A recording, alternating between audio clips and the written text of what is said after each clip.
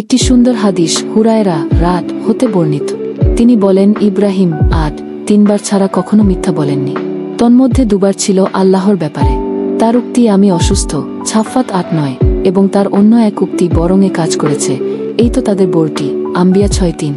বর্ণনাকারী বলেন, একদা তিনি ইব্রাহিম এবং সারা অত্যাচারী শাসকগণের কোনো এক শাসকের এলাকায় এসে পৌঁছালেন।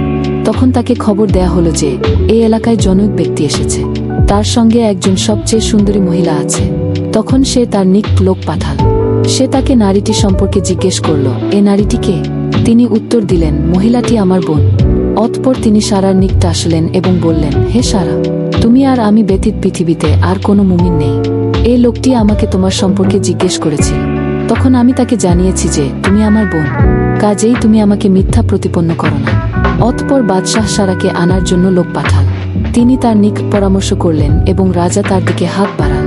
দয়া করে আমার এই নতুন চ্যানেলটি সাবস্ক্রাইব করবেন এবং আমার নতুন পেজে ফলো ও লাইক দিবেন। আসসালামু আলাইকুম।